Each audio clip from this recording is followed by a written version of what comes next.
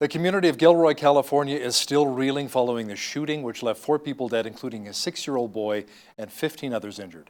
Joining me now is journalist Lisa Daftari, who's in Los Angeles, California. Lisa, the tragedy took place at the Gilroy Garlic Festival. What was the motive, and what do we know about the gunman? Yeah, we're learning a bit more today about the gunman. 19 years old, local guy, got his gun in Nevada, brought it over into California, where gun laws are a bit more strict, and had just posted on his Instagram account before going into the festival, recommending some very, very far right, fascist, anti-Semitic reading, obviously trying to portray that is where his mind is at. I read somewhere that in the midst of him spraying the crowd with these bullets, someone asked him, "Why are you doing this?" And he said, "Because I am angry." And throughout his social media accounts, there is this takeaway of him just being anti-mixed marriages, being, for the white race remaining white, not liking his surroundings changing with this, globalization or whatever you want to call it, but definitely pro-fascist, anti-Semitic, not neo-Nazism that we're seeing coming out of him. No words. It's no matter how many of these we report on, it hurts every single time, and our thoughts are with the families of that community, and those who perished in this very, very senseless shooting. Yeah, very senseless indeed. Lisa, talks were held in Vienna, Austria recently to salvage the Iran nuclear deal. Iran intends to restart activities at the Iraq heavy water nuclear reactor. Explain how that really impacts us here in the West. Yeah, it looks like, the Europeans, regardless of the facts, where, Iran is not being very nice to the Europeans. We saw how the British tanker was captured, how, there was muscles flexed in the face of the Brits by the Iranians. But nonetheless, the other members of the P5+1, that is the group of nations that originally were signatory to the Iran nuclear deal, are now at it again, trying to salvage this deal. And of course, they know Iran is after weapons, and they know that Iran has not been on their best behavior, but they're willing to strike a deal with the Iranian regime for the sake of continuing trade, and they find it to be, I guess, lucrative enough to go behind the back of the United States in order to make this deal happen, to keep the nuclear deal alive. Now, that nuclear deal, what is it? It's a piece of paper. It's meaningless. Why? Because the Iranian regime never kept its end of the deal, and the Europeans know that.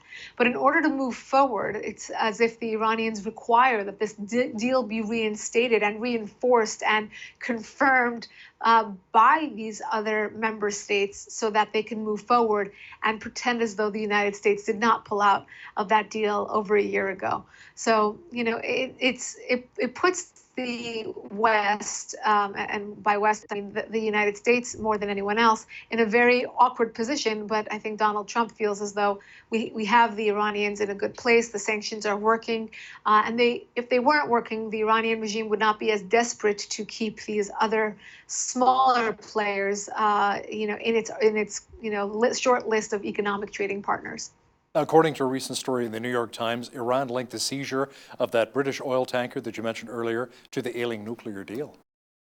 Right. So, it's almost tit for tat. And even if it weren't, they would connect the two, right? To say, well, we're not going to sit back and take this. Now, remember, the Iranian regime has two audiences to please.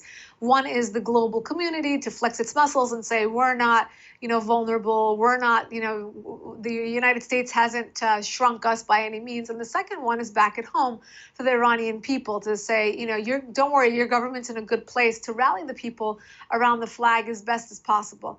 If you remember, in the past 10 years, we've had many uprisings, small and big, throughout Iran, throughout different cities, demonstrating, obviously, the disenchantment of the Iranian people and how quickly they will take to the streets if the economic situation gets any worse. And obviously, they have every right to, because those sanctions and the burden of those economic sanctions are definitely passed on to the people. So I think when Iran makes these kind of bold statements about the tanker or about having the upper hand, again, it is to serve both of those audiences. And a second Royal Navy ship has now arrived in the Persian Gulf as a safeguard. Tell me more about that. Yeah, interesting, because you have the Europeans on the one hand sitting down with the Iranian regime trying to salvage the Iran nuclear deal, and on the other watching their back because they don't want to be taken, for another surprise by the Iranian regime.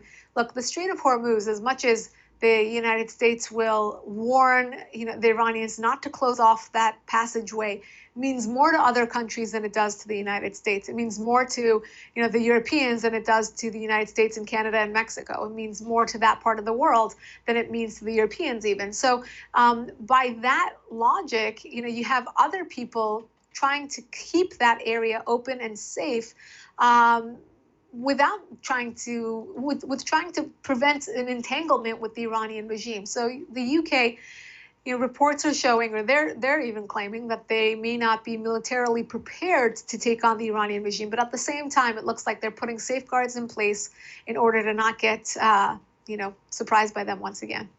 Vermont Senator and leading 2020 Democrat Bernie Sanders says U.S. Mideast policy cannot be pro-Israel all the time. He would consider cutting some $3.8 billion worth of aid to pressure Israel. Lisa.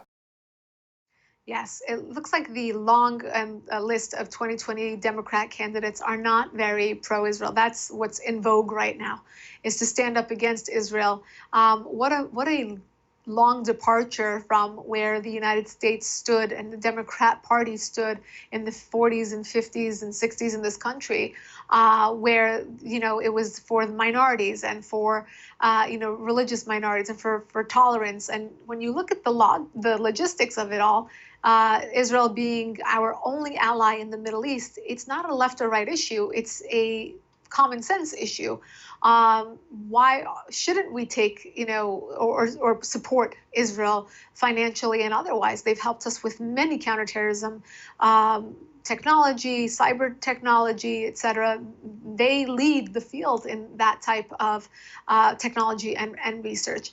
And then you have others like Rashida Tlaib or Ilhan Omar, who are, maybe convincing the Democrat Party of looking in a different direction. Bernie Sanders, who you mentioned, happens to be a Jew. And when you hear, anti-Semitic and anti-Israel diatribe coming out of people like him, you see how far the party has gone. And I don't think you'll hear that from someone like a Joe Biden at this point. But these other candidates in the Democrat field, for sure, I think they've gone very far from where the center of the party has always been, and should be, frankly, with regards to U.S. foreign policy. U.S. and China trade talks are expected to resume, but kind of with modest expectations. Now, speaking of the U.S. and China, any word yet on how the U.S. can help Canada get the two Canadians, Michael Spavor, Michael Kovrig, released from China? It looks like China is this big mystery. We have two issues here in the United States that were, I would say, three foreign policy issues, but North Korea and China being even more mysterious, of the mystery to crack than the Iranian issue with regards to foreign policy, only because the Iranians have been consistent with what they want and what's on the table. With regards to China, it looks like they're playing a bit of back and forth, changing their minds with what they will agree to, what the deals will be, etc. So the United States is going at it again, trying to strike a deal with China. Now, it's very clear that Donald Trump has certain bullet points that he needs to hit in striking a deal with China, and it also appears clear that the Chinese are backing out of certain bullet points. So there are very, very exact points of contention here that will not allow a deal to go through. Now, of course, that will affect the Chinese relationship with Canada, with the United States, with the Western Hemisphere as a whole.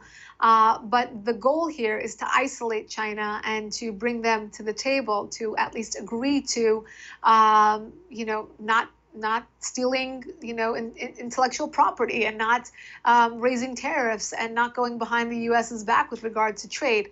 This is something that Donald Trump campaigned on. He's continued on this. He's been very, very consistent, and we hope to have a resolution soon. And hope to bring those 2 Canadians home, like I said, Michael Spavor and Absolutely. Michael Kovrig. The U.S. and Israel, they're testing a missile defense system in Alaska. The 2 defense departments say they have conducted the successful test of the Arrow 3. Yes, and reports say that this is the most significant test that the 2 nations have conducted together ever. And of course, there's no coincidence here that the timing coincides with the fear that Iran may try to launch a missile into Israel. It's the U.S.'s partner in the region, and of course, if they could reach Israel, that's exactly what they would go for in retaliation to the United States, and of course, their own beef with Israel that has been ongoing. So, these missile tests are important. The announcement of them is quite important as well, that the region and the United States and our partners are definitely prepared if there should be a military strike from Iran. But we're hoping that diplomatic measures can kick in before then. More people have been killed by the Boko Haram, that Muslim extremist group in Nigeria. Lisa, the latest death toll, 65 people killed. We thought we were done with Boko Haram and ISIS and Al-Qaeda and all the others, of course. But Boko Haram, if you all remember, is basically the group that was abducting young girls. That was what they were known for, and that's what they used as a weapon to take these young girls from school. And imagine what kind of brave girls they were, that they were even attending school, and what kind of modern families these girls were from, that they put their children in school.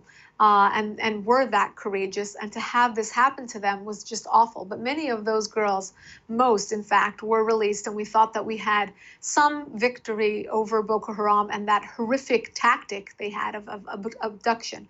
Now you have them back again and branding themselves with suicide bombings, and this time at a funeral. Imagine attending a funeral in mourning for another dead individual, and then 65 more casualties being added to that list. Horrific, horrific. And unfortunately, our attention, our time, our news cycles are not focused on what goes on in the African continent. We no longer have that much of an interest in global terrorism. And these groups, they take advantage of that. They continue on with their march. And when we go back to business as usual here in the West, they go back to business as usual, and they go on to kill and plan more of these horrific murders. No, and that's why I'm glad we have Bridge City News and you as our foreign affairs expert. We can talk about these issues, where the mainstream media refuses to talk about it many of the times. The Hong Kong protests continue, Lisa. The city is plunging into pandemonium with tear gas and rubber bullets being fired into the crowds. Yes, this is getting worse and worse. And, despite the fact that we had an announcement that there would be resignations, that there would be a rescinding of this bill, it has not put the people back into a normal mode. It's kept them in protest mode. That goes to show that the disenchantments of the people probably lay much deeper than just this one bill that was announced. They want action taken against China. They want action taken against their own leaders. They want to be free. They want to be sovereign. And they're not going to back down. And as much as, the protests seem to be civil, but they are quite horizontal, meaning that many people show up, and it's across the city, and it's across different age groups, and females and males, and it's a big sign to their leaders that this is quite a deep rooted grassroots movement, that a lot of people are willing to still continue coming to the streets to express their disenchantment. Close to 1,400 people were arrested in Moscow recently following the election board ban of opposition candidates, and the opposition leader, Lisa, was even hospitalized. Yes, and when you look at this election, this is a great story. this is a very local election. This is a Moscow City Council election, and the reason why it's garnered this kind of attention is because, again, like what we said about Hong Kong, this is something that lays very deep beneath the surface, and you have opposition leaders that were banned from the ticket, from the ballot, because they sensed that this would be the kind of reaction that would come. What does this all lead back to? Putin doesn't want to be dethroned. And because of that, this is how they control the masses, through local elections, through, not allowing that opposition group, how no matter how insignificant a victory, not allowing them to have one, in order to prevent that confidence or them rolling out into something of a much larger movement, etc. So again, very telling of what the crowds are like and what the people are like.